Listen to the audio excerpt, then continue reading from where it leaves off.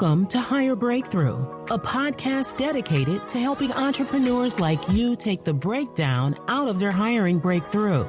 If you're a founder who is ready to take back control and build your A-team without the overwhelm, you are in the right place. Your host, Kimone Napier, is a hiring strategist, speaker, consultant, and CEO of Hire Breakthrough. We're on a mission to help founders like you connect with the right talent to scale higher. Your time is way too valuable to stay stuck, and we want to show you how to stop chasing unicorns, take an intentional approach to your talent strategy, so you can make your next right hire. Let's get started.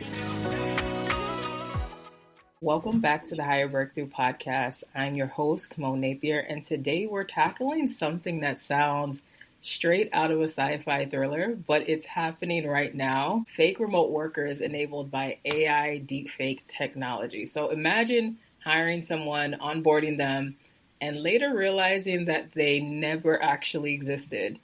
This isn't just a theoretical risk, it's already happening. So my guest today is Aarti Samani, who is an expert in deepfake fraud prevention.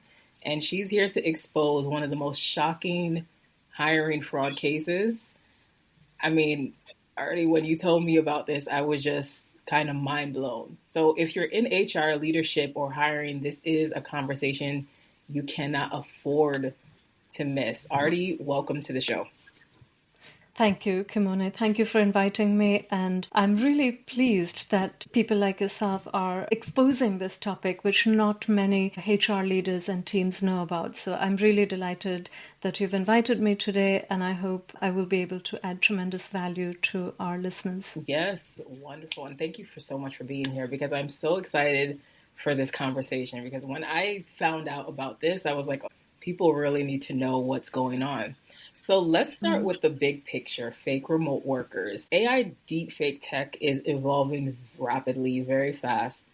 But how did we get here? And what is really driving this rise in, I don't know, like AI fraud is what I would call it?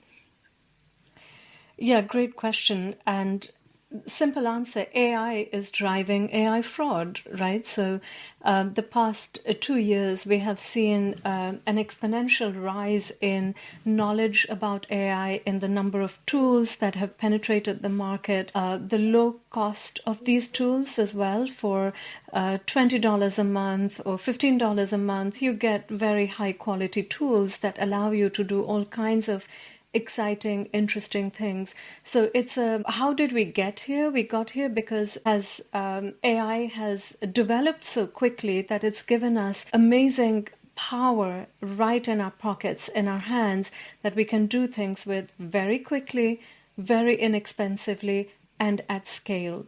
Now, usually people like us, we think, it's used for good stuff, right? It's used as a thought partner. It's used to generate great learning videos or great marketing collaterals, etc. But there is a whole other side. There is almost a shadow world that exists out there which use it for entirely different purposes. The same tools that we use to be great leaders and great at the work we do, the same tools are being utilized for negative purposes by a very large community out there. And that negative purpose, unfortunately, is fraud. It is sort of scamming businesses, organizations, as well as individuals out of their hard-earned money, their revenue, but also their information, their data, and causing a lot of distress along the way. My goodness. I think a lot more is happening than what people think is happening. Because I know if we're thinking about it from an HR leadership perspective, almost the thought of using AI in a fraudulent way, everyone automatically thinks fake resume or something like that. And it's not just fake resumes anymore. I mean, people are using AI to literally fake identities. And to the story that you're going to share, even doing it during an interview, which is just mind-blowing to me. Exactly. So there are two parts to this. One is creating an entirely AI-generated individual accompanied with all of their identity documents. So creating, this individual may not exist in the real world at all. They have been given a personality, they've been given a name, and they've been given fraudulently created identity documents that include passports, social security numbers, driving licenses, etc. And then the other part is taking an individual who does exist and utilizing their identity for fraudulent purposes. So utilizing an individual who exists to apply for jobs in their names, to use their identity but in fraudulent documents to verify when a job offer has been made to them, etc. So we may not even know about it, but our identity could be very well be utilized. Currently, as we speak, our identity might actually be being utilized by someone for negative purposes. And typically, especially since COVID, we are doing a lot of remote interviewing, right? We're hiring a lot of staff remotely. We operate in a global environment, so we don't even think about our technology team based in a different part of the country, our marketing team might be based in another part of the world, etc. So we don't even think about it. And all of that recruitment is happening through video calls, through voice calls, completely remotely. You might never meet your colleague in real life. And the technology as it stands allows the people with negative intention to use it for fraudulent purposes. So they can be someone entirely different on a video call, and we would never know that they were a different person. I can almost guarantee probably half of our listeners have probably never even thought of some of the things that you're talking about. So, before we move forward, you came across I call it a wild case. Like, this is like something that sounds like it would be in a movie or something. And so, from the premise of what happened, a security company unknowingly hired basically a fraudulent worker, and it just turned into a horror story. Could you walk us through what happened? Yes, absolutely. So this happened in United States. A security training provider, a known company, and they came forward with this. And I really respect the CEO of the organization that he came forward and talked about it in public domain, that this has happened to us. So be cautious and learn from our experience. So the organization put a job role out there for a remote IT worker. Several individuals applied. One of them said they were based in Atlanta and they applied for the job, very well qualified. This resume was fantastic. A series of interviews were conducted and they passed every interview. Then there was identity checks, etc., done before they were fully employed within the business. All the checks went through. They onboarded this individual. The organization sent them a company laptop, which was sent to an address in Washington, even though the candidate claimed to be based in Atlanta. But they said, hey, look, I'm going to be in Washington at this particular time, so just send it to this address and I will pick up from there. Within a day of this person joining the organization, they started to see that some malware was being installed in this company laptop, which had been delivered to them. So obviously the security team rightly raised some alarms. They looked what's going on. They investigated. They stopped access to confidential areas for this individual. And within a day, all their access was blocked. And then further investigation revealed that this person was not an American citizen. They were based in a sanctioned nation. But throughout the interview process, the video calls were using what we call deepfake technology, which means that they seemed like an American person. Their accent was very American. All their identity documents claimed that they had an address in Atlanta, and all the other credentials that go when you check an identity of an employee before bringing them into the business. Everything was fraudulent. What seemed like live video interviews were all fraud. They were conducted with deepfake, etc.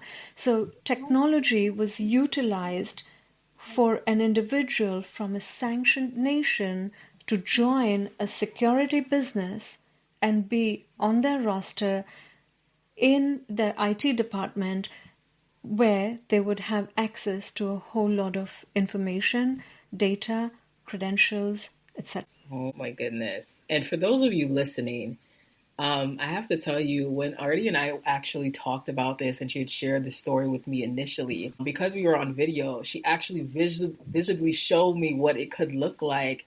And literally, you could just someone could just change your face. The technology is that advanced. I'll also say it's that terrifying. So Artie, what are some of the red flags? I'm just trying to think about it in a sense of what this company potentially missed and how we can protect ourselves moving forward and learn from this experience. Yeah, that's a great question. And before I answer that, I think it would be helpful for us to give the context to our audience, the motivation and the drivers. Why would somebody want to do this, right? Yeah. Why would you want to pretend to be a citizen of a different country entirely when you're based somewhere else? What are you getting?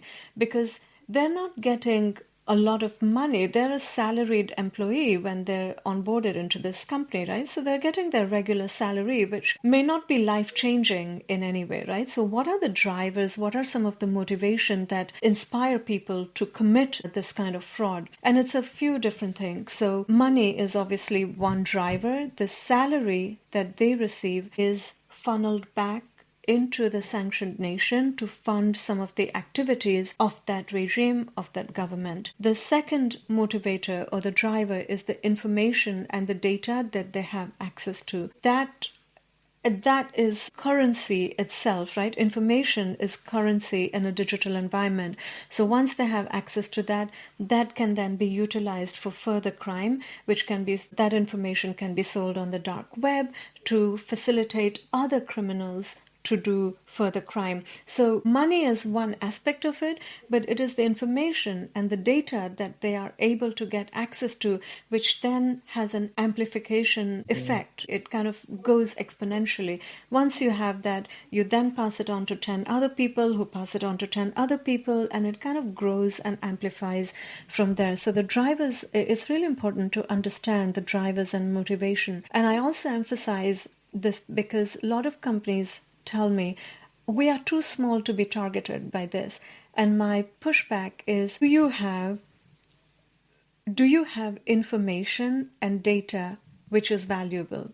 And pretty much every organization, no matter their size or the sector they are in, always have information which is of use to bad actors and use it for malicious purposes.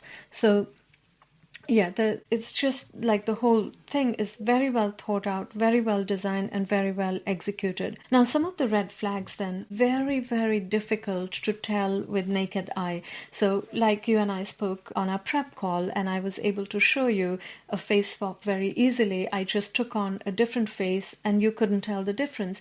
So by visually examining a face that is on the other side of the screen, it's impossible to tell the difference. But there are certain things that we can look out for. So one thing is so visually you can tell when you ask a person to put their hand across their face, because when there is an obstruction in the camera which is being manipulated, that obstruction typically shows just very flicker of the original face. So when I put my hand across the camera like this, then there's only a very small flicker which will go back to the original face that is on the camera versus the one which is being manipulated. So like that's one thing you can do. The other thing is, when you move towards the edges of the screen, then the technology kind of messes up a little bit. Around. So if I move too much on the edge of the screen, then the face deforms, the manipulated face deforms, and again you see a flicker of the original. But these are sort of be an idiot test, right? Like when you're interviewing a candidate, what are you going to tell them? Hey, stand up and put your face so that it goes across the screen to the top, then to the left, then to the right. Like these things are not always practical. I mean, we have to resort to that from time to time, but they are not always practical. So I always emphasize, obviously, get the best technology that you can in terms of detection and security.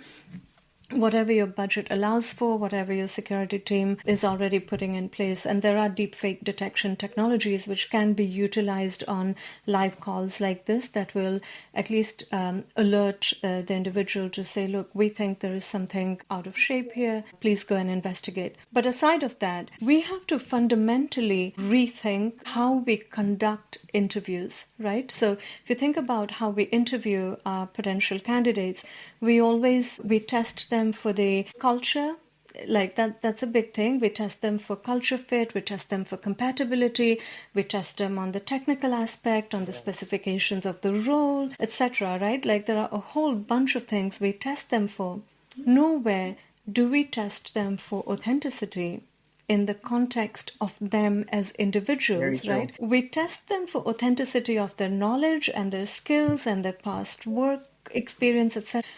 But we don't test them for the authenticity of them as a person. So if I'm telling you, Kimone, I'm a candidate interviewing with you, I'm based in London, then you will have to very cleverly extract out of me if I'm really based in London.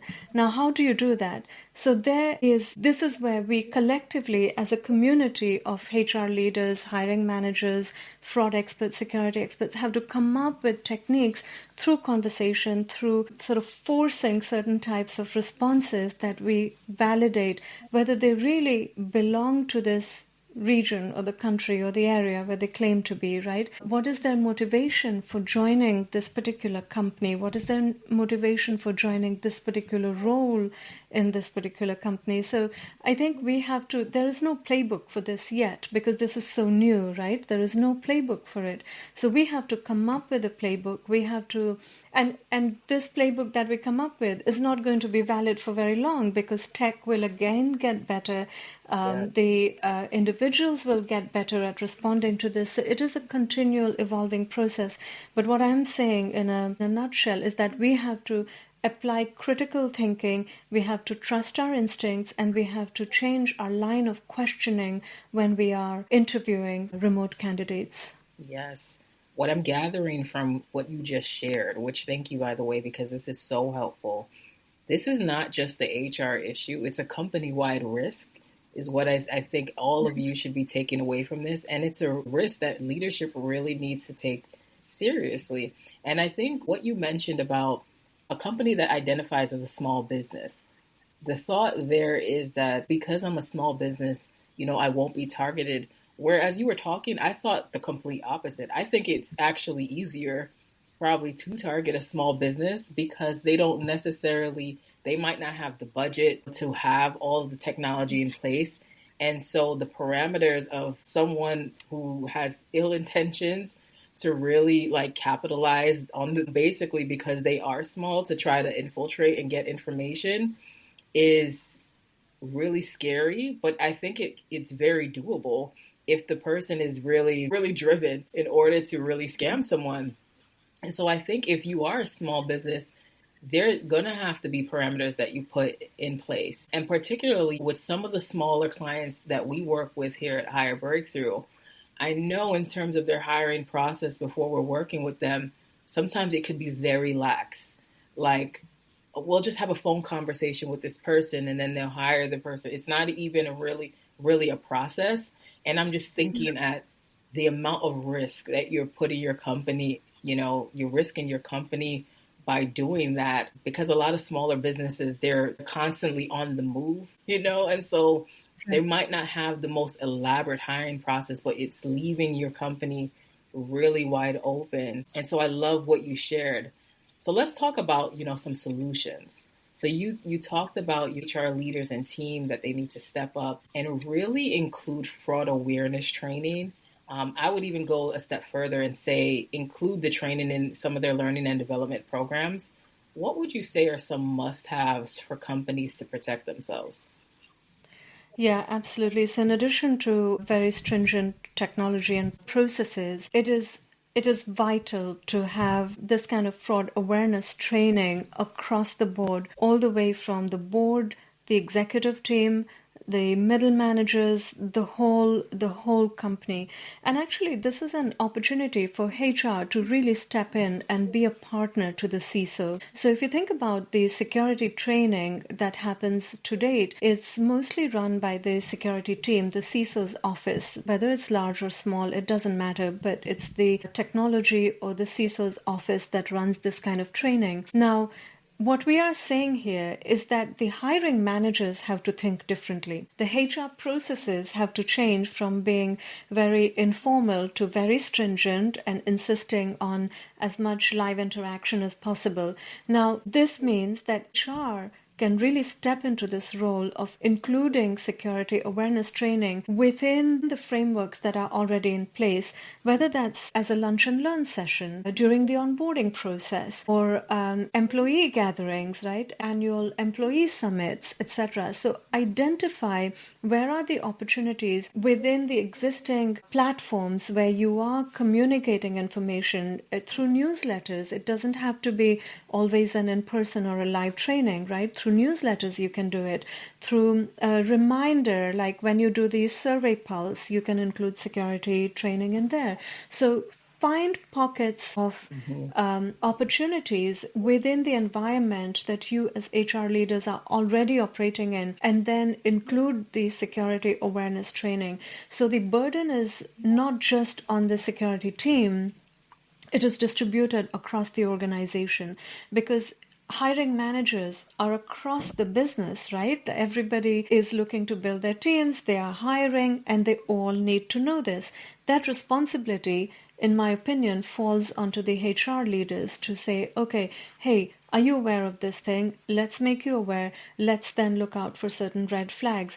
Is the candidate reluctant to get on a video call with you repeatedly? Is the quality of their video very grainy, very disturbed, and therefore very difficult for you to discern whether something is real or not? Are they faltering? Are they trying to push you to go onto an audio call? Are they making the excuse, I have network connection issues, etc.? Let's look out for some of these things, right? You need to be aware of this. You need to be aware of the warnings that the government is issuing, right? So FBI issued a warning recently about this particular scam. So planting people from sanctioned nations into organizations throughout the country, and you wouldn't even know about it. And millions of dollars are being drained out of the system by these fake workers. So if a warning like this has been issued, does the HR team know about it? They should be setting security alerts of their own, right? So they are receiving some of this information, they are ingesting some of this information, they are having regular conversations with the CISO partner. So the CISO is giving them all this information. So now HR leaders really have an opportunity to step up. You can legitimately demand a seat at the executive table if you don't already have, because the security is not just now an executive team's problem or the security team's problem. It is impacting the whole business, and it is impacting HR. So you can and you must ask for that seat at the table.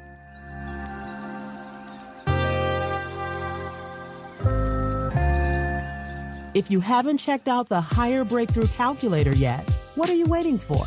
The Hire Breakthrough Calculator is a simplified tool allowing you to calculate the budget for your next hire minus the hassle. If you find yourself saying, I can't afford to hire, or need to create your hiring budget, this is the tool for you. Go to hirebreakthrough.com/calculator and check it out right now. And become really kind of step into this role of defending the organization through training, through keeping yourselves aware, and through information communication exchange from both ends. In hearing your response, and thank you so much for that, the training piece, I think that needs to be stressed, because from an HR perspective, depending on the size of the company, a lot of times the hiring manager is not someone in HR. For a lot of these large companies, it could be, their title could be manager, director, and they might not have any actual recruitment experience, certainly probably not even HR experience. And so I think that training piece definitely, it needs to be leveraged. because even if we're just talking about it from a recruitment perspective, a lot of the times hiring managers make all kinds of mistakes in terms of, interviewing depending on their level of experience. And so I think there's definitely an area for someone, if they have ill intention, to really capitalize on that, because they might know, like, okay, this person is not in HR. What is the chances that they'll know that, I'm using deepfake or I'm using some type of technology to try to infiltrate this company? And as you were talking, I was sitting here like, wow, this goes deeper and deeper as you talk about it. And so I think 100% companies, you have to utilize some level of training. I want to ask you too, do you think with all of this going on that the trust in remote hiring will decline because of these risks? It is inevitable, right? Because this is a trust issue, effectively. In the story that we talked about, or the case that we talked about earlier, the hiring manager trusted this individual. They passed everything. And it's a human instinct, right? When we are bringing people into the business or any human to human engagement, your default mode is to trust the person that you are interacting with. Now, if you are interacting in real life, it's easy to trust because they are real, at least as human beings. Their motivations and their intentions, you have to extract out of them through the conversation, but at least they are human beings. On a digital interaction, we can't even be sure if they are real human beings on the other side, right? They could be AI generated beings and we don't know. So that trust is really, we are in that environment where we are on the edge of trusting and not trusting all the time. And I do not ever say don't trust the people you meet.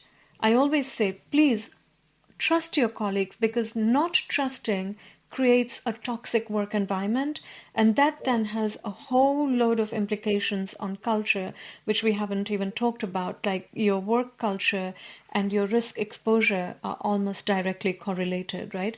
So I never say do not trust your colleagues, because that's how it's a cultural impact. What I always say is trust your colleagues 100%.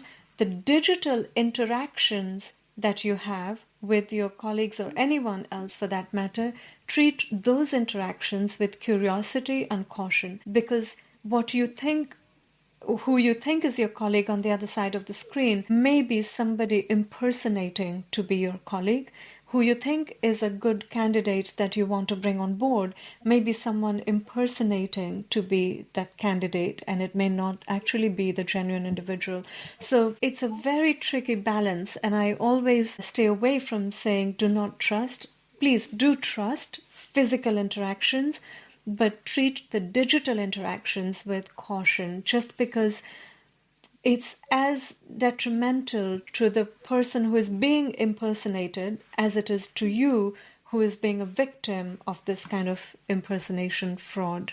I cannot agree more, because I think certain people who are listening and certain leaders, I think the immediate reaction is, well, maybe I should just push my workforce to go more traditional in person and maybe not do any remote work. And I would even say, and I agree with you there, that remote work is inevitable. We live in a digital age. So no matter even if your company and your team operates in person, there's always going to be a level of remote work. And it might not be an extreme situation where someone is trying to infiltrate your company in order to just, at the initial stage of the hiring process. What got me also thinking is that if somebody's working remotely, like, what is the chances that it could be someone else doing the work? It could also be that too, just to add another spin on it. And so I think in terms of thinking, you can't just jump to like, okay, in order to avoid this, we're just not going to do remote work. I don't think that's the solution at all. I think the solution is to put parameters in place, like strengthening your hiring processes, making sure that you're asking some of the questions, reading body language and how they move, and just being well aware while you are conducting the interview. And then I think the most important part is, training your HR leaders, your C-suites, and training hiring managers about this, because this is not something that anyone would typically think of, but it can go so far and it could get out of hand very fast. And so I think the key is to put parameters in place. This was just such an eye-opening conversation. Where can people find you and learn more about your work? On LinkedIn. So I'm very active on LinkedIn. Please read my content on LinkedIn. I put out these kind of cases as I hear about them. And my aim is to drive as much awareness to open and expand people's minds of the art of possibilities, because people on the other side of the screen are using all of the technology available to them. They are very creative in how they use this technology. And I can't guarantee what the next way of attacking an organization or an individual will be. Like today we are talking about fake remote workers. Tomorrow there may be an entirely different technique. We cannot predict it, right? It's like whack-a-mole. So the more we are aware of the art of the possible, the more we are able to think critically, the more we are demonstrating contextual awareness about our business around the threat landscape in the environment that we're operating, the more likely we are to be able to spot these signs and therefore defend them. And then work culture plays a very, very important role, because these kind of fraud, deepfake fraud, more widely known as impersonation fraud, targets people. It does not target technology, and it does not target the process, right? So if I'm on a video call with my colleague who's working remotely and I see something weird, I should feel safe enough to call my colleague from a different channel, either on a mobile phone or through other means. I should feel safe enough to call them up and say, hey, look, did you just have a call with me? Did you and I just speak? Can you tell me what we spoke about? Like, I should feel safe enough to question them without them feeling offended about it. Because all I'm trying to do is protect them and protect the business and myself that we are working in, right? So that culture of psychological safety is very, very important. The culture of not a lot of power distance index is very important. If the first time you hear from your CEO is when they ask you through a voicemail to reset their password, then that's not a great culture, because that voicemail may not be your CEO, right?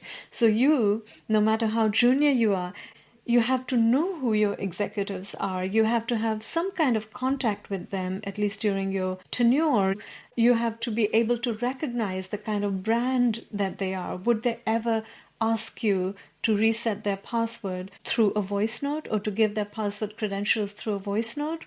Maybe not, right? Like these little things that we have been talking about for so long, that we need culture of transparency, we need a culture of accessibility to your senior leaders, we need a culture of psychological safety. Now it is more critical than ever, because if you do not have it, your risk exposure to deepfake and other types of impersonation fraud is so much higher.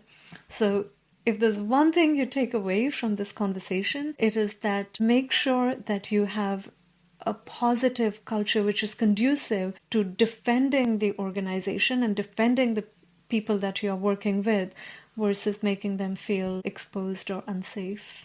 Thank you so much, Aarti, for bringing up culture, because I also have, I don't know how many of you listeners have experienced this, but I've experienced it where I worked somewhere and the team that I was on, we got emails from the leader, supposedly in air quotes, to reset a password. But I didn't even ever think about voicemail or anything like that. So technology is definitely getting more and more advanced.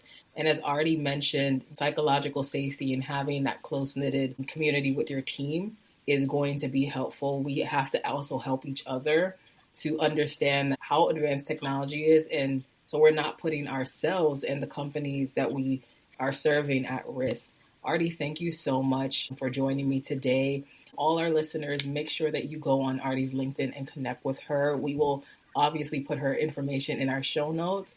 And that is a wrap on today's episode of the Higher Breakthrough podcast. If you found this conversation valuable, make sure to like, comment, and share, because trust me, this is something every HR and business leader needs to hear. Even if you're an employee, you really need to hear this information to make sure you're not putting the company at risk. And so until next time, stay tuned for the next episode. Are you ready to stop chasing unicorns and hire diverse, qualified talent, but you need help with the full hiring process? If so, be sure to visit hirebreakthrough.com/scale so our team can help make your next right hire today.